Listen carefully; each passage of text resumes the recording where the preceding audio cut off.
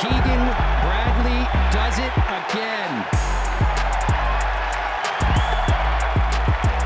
I'm excited to once again be joined by Lou Stagner, our lead stats guy, as well as the assistant men's golf coach for the Princeton golf team. And Lou, it's been a very busy month on the PGA Tour in July. I'm looking forward to getting through all of it. Some good stuff this month.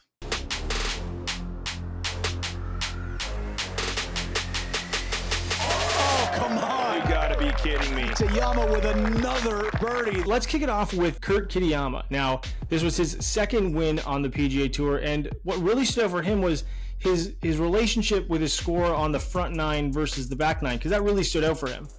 He absolutely lit it up on the front nine. He gained nearly 11 strokes on the front nine, and he was 12 strokes better than the back nine.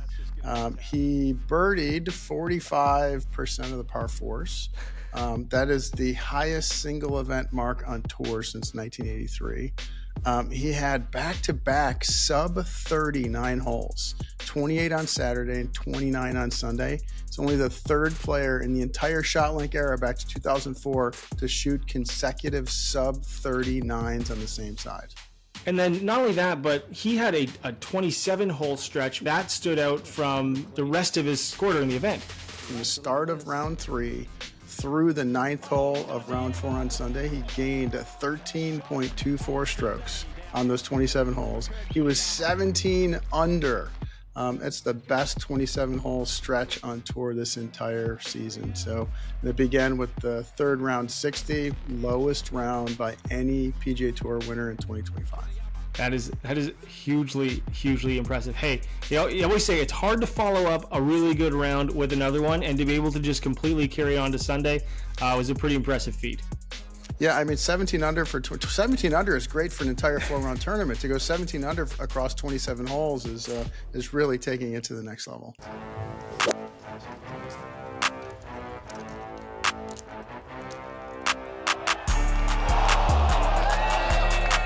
Gotterup at the Scottish Open really showed off with his flat stick. Like for him, and he's known as a guy who really drives the golf ball extremely far, but his touch around the greens really stood out this week. His flat stick was on fire this week. He gained 7.3 strokes with his putting. That's a Scottish Open record. It's the second best putting week of his career. He was perfect, 100% inside 5 feet. And he gained over 3 strokes more on the greens than either of the previous 2 champions at this event. That's insane. Now, we talked about Kurt and his front nine versus back nine.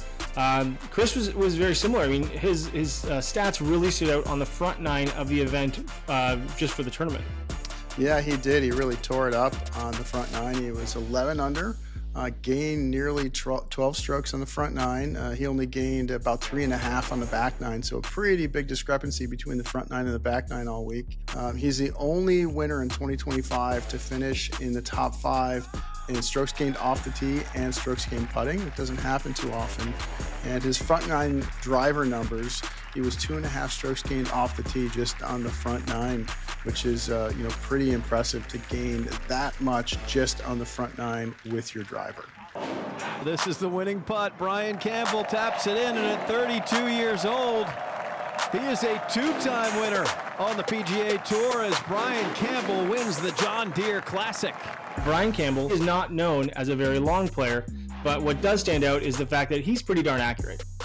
He's very accurate. He hit 54 of 72 fairways, so 75% driving accuracy. It's the second highest by any winner this season, and he trails only himself.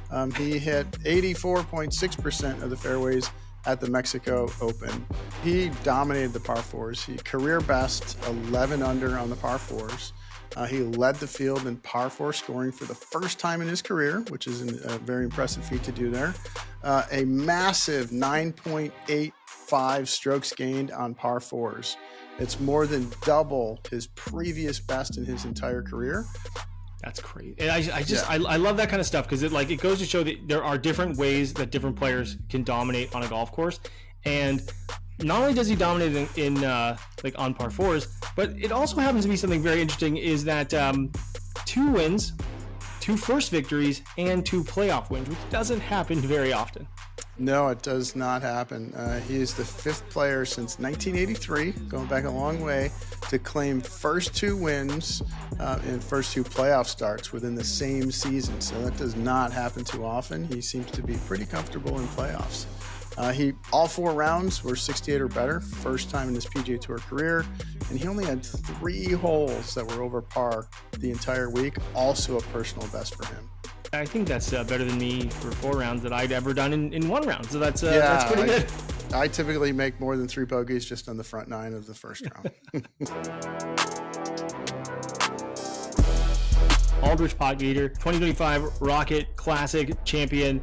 Some playoff poise at just 20 years old. So he drained about an 18-footer on the 5th extra playoff hole to lock up his first win. And he's got his first PGA Tour victory.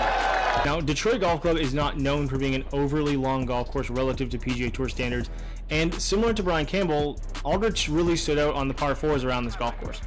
He did. So he gained 9.73 strokes on just the par 4s. It was a whopping 76% of his total strokes gained, second best in the field there. That's great. To get 76% of his strokes gained just on like the par 4s, to me, I know there's more par 4s on the course, but that also means there's more opportunity to get into trouble as well. So to be able to stand out in that category is pretty darn impressive. And as well, he went bogey free a couple times. Yeah, he went bogey free in rounds 1 and 3. So both first and third round, no bogeys. He piled up 12.3 strokes gained and 16 birdies or better, accounting for 97% of his weekly gains right there. In those 2 rounds, he hit 89% of his greens in regulation and was 100% in scrambling. So when you can hit nearly 90% of the greens, and then when you miss, you're getting it up and down for par, that's a pretty unbelievable combination. You're gonna shoot some good numbers there. Considers this a major. Can he deliver one here at the final hole? Did he ever? Now, speaking of low scores and putting, and we could mention some other things. Keegan Bradley has Captain Keegan. You can say it. I don't know how I'm going to willing to call him that yet, but yes, he is. I mean, by far, he is the captain for sure. Whether he's a playing captain, we're going to find that out soon enough. But at the Travelers Championship, he made a lot of putts on Sunday. That really stood out. Yeah, final round putting clinic by Captain Keegan.